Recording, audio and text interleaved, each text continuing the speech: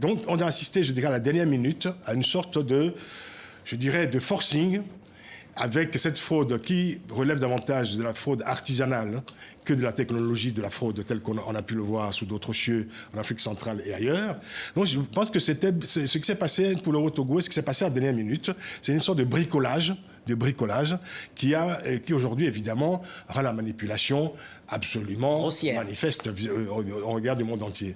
Et parce qu'il ne faut pas tergiverser. Nous avons là affaire à une fraude flagrante, majeure et absolument caricaturale. Hassan Diop, comment expliquer le silence des capitales africaines depuis...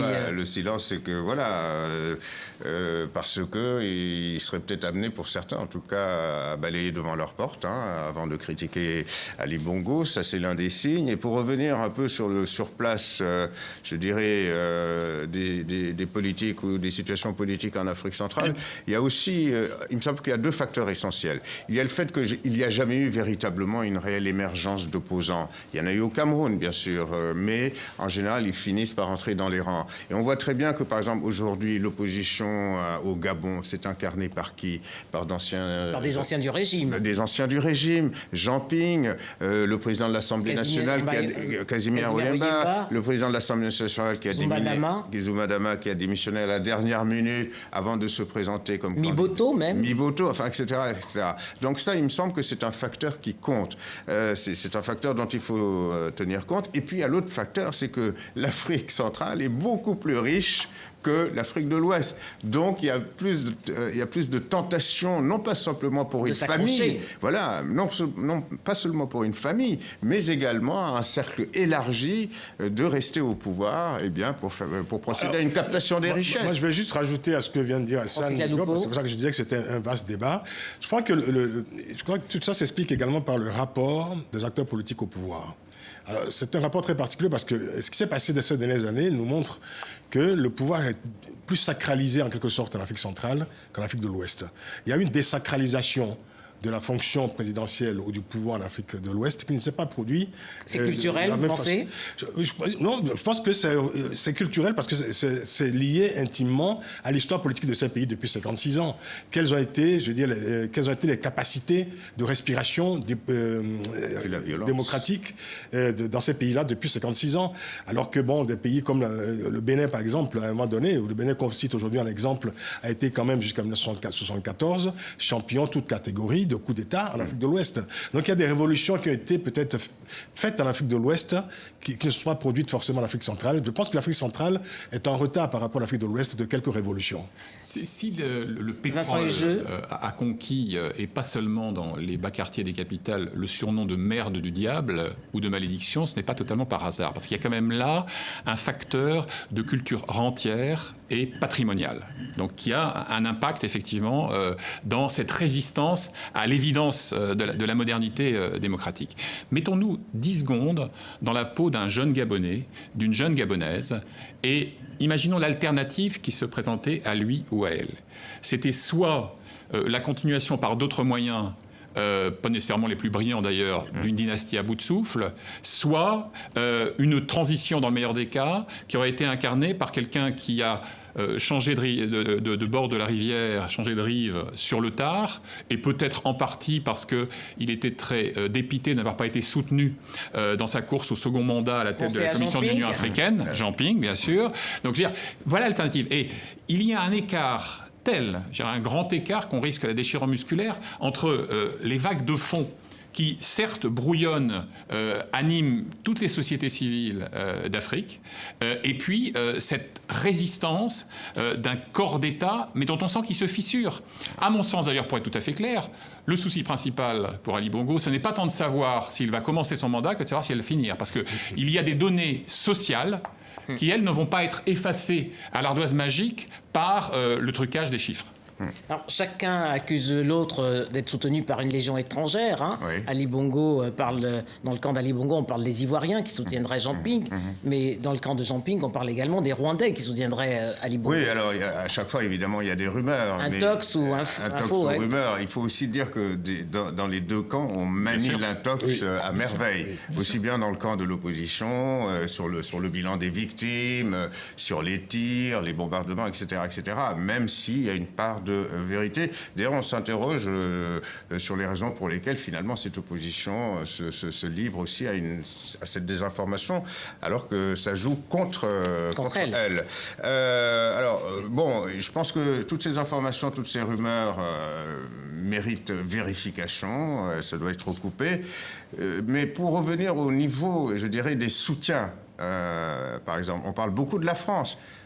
Une chose qui est avérée... Paris a-t-il lâché Ali Bongo? Voilà, une chose est avérée, en 2009, il y avait le soutien de Nicolas Sarkozy. Oui, et ensuite, plusieurs ministres l'ont d'ailleurs reconnu. Voilà, et donc, il était chef de l'État, et donc ensuite, de nombreux membres, y compris de la droite, avaient dit que ces élections avaient été truquées.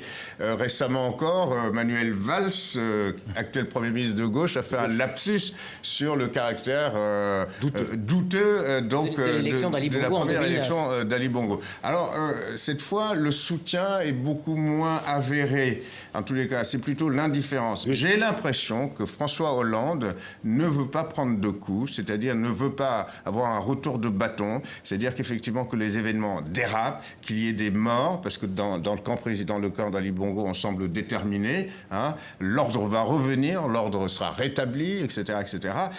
Et donc, voilà, on joue dans les coulisses, on fait intervenir l'ambassadeur, on passe par le relais du Conseil de sécurité, mais je doute que tout ça ait une véritable portée sur Francis Laloupeau, la politique africaine de la France a-t-elle changé? Parce qu'on l'a vu récemment dans le cas de l'élection au Bénin. Le candidat parrainé par la France a été battu. Oui, la politique a changé parce que cette politique est devenue, je dirais, moins linéaire. C'est beaucoup plus complexe, évidemment. Je pense que vis-à-vis du Gabon, on est peut-être en train d'appliquer en France le principe de ni ingérence ni indifférence. Et finalement, le communiqué, enfin, disons, l'adresse au Gabon faite par Jean-Marc Ayrault. Déjà le Parti socialiste. Le Parti socialiste a commis un communiqué dont il aurait pu se passer, en fait. Hein. Mais je pense que la voix officielle de la France aujourd'hui s'associe pleinement à la voix de l'Union européenne et à celle des États-Unis. C'est-à-dire que ce n'est plus la France qui avance isolément dans un face-à-face entre elle et le Gabon. C'est la France et la communauté internationale qui s'expriment vis-à-vis du Gabon. Ça, c'est tout à fait différent. On est, disons, assez loin quand même, je dirais, des schémas classiques et traditionnels de ce qu'on appelle la France-Afrique. Vincent Hegel, l'Union européenne a été la première à dénoncer le manque de transparence. Aujourd'hui, elle est accusée par le pouvoir d'avoir outrepassé ses droits. Ça, c'est la martingale immanquable. C'est-à-dire qu'il faut d'abord souligner la qualité du rapport intermédiaire qui a été produit par la mission d'observation, qui est très argumenté, très factuel. Après, qu'est-ce qu'on fait de ça en termes de politique et de géostratégie? Eh bien, pas grand-chose. Parce que vous voyez d'ailleurs, dans le lexique qui apparaît dans ces communiqués, noble principe, certes, transparence, vérité des chiffres, etc., etc. Mais on retrouve les communiqués standards, comme si on s'installait déjà dans l'idée que le rapport de force in situ va contraindre de s'accommoder. Mais sur la France, quand même, il demeure une ambiguïté. Au fond, Ali Bongo bénéficie, comme un Idriss Déby au Tchad, comme un Denis Sassou Nguesso au Congo-Brazza, d'une rente de situation géopolitique. Il y a une base militaire française à Libreville. La priorité absolue de la France, et en tout cas de la fin du mandat de François Hollande, qui délègue cette partie de l'Afrique à Jean-Yves Le Drian, son ministre de la Défense, c'est la lutte contre le djihadisme. Donc tout ce qui apparaît, si fallacieuse que soit cette appréciation, comme un pôle de stabilité qui, en plus, pour des raisons logistiques, est un relais au déploiement Barkhane, doit être préservé. Donc on va énoncer les principes, on va déplorer, mais je serais très surpris que la France enfourche le cheval de la vérité du vote.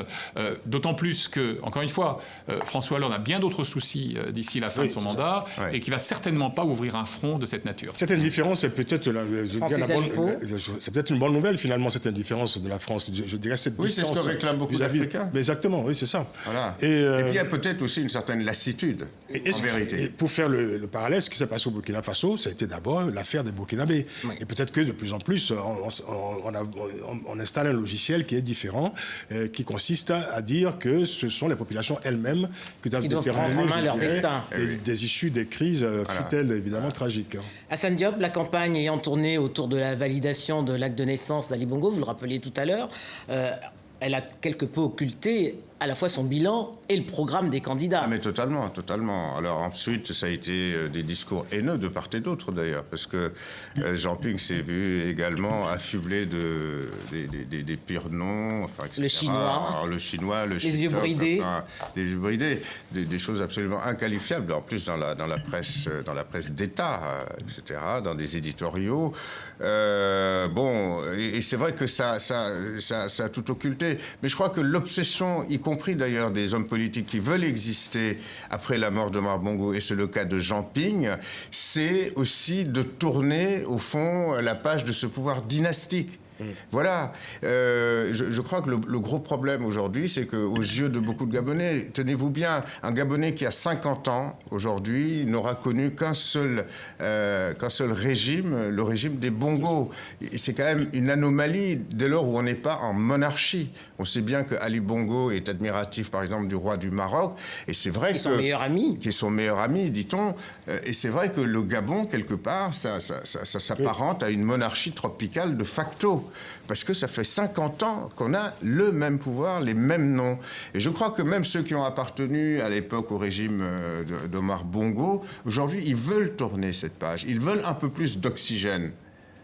Mais le fantasme monarchique a tellement existé que des acteurs présents à l'époque m'ont raconté que lors d'une visite à Jacques Chirac, qui était alors le locataire de l'Élysée, Bongo père, accompagné pour le coup du jeune Bongo fils, a testé auprès de son ami Jacques l'idée d'une sorte de royauté moderne absolument, ou modernisée et adossée évidemment à des invariants culturels subsahariens. C'est ça. En un mot, Francis Adoupo, avant de conclure, une médiation est-elle possible pour mettre fin à l'embrasement du Gabon ? D'où viendrait cette médiation? Parce que vous avez quand même noté le silence assourdissant des chefs d'État africains. De l'Union africaine. C'est absolument ahurissant. L'Union africaine, à la hauteur de sa légende, a publié ce vendredi un communiqué absolument laconique où elle condamne les violences, mais sans jamais se prononcer évidemment sur l'origine, la source et la cause de ces violences. On a entendu l'Union européenne, on a entendu les États-Unis, on a entendu... Voilà, et rien... Aucun son venant des États africains, aucune opinion. Je pense que c'est une des leçons qu'on retiendra de cette tragédie en cours au Gabon. Voilà, c'est le mot de la fin. C'est la fin d'Afrique.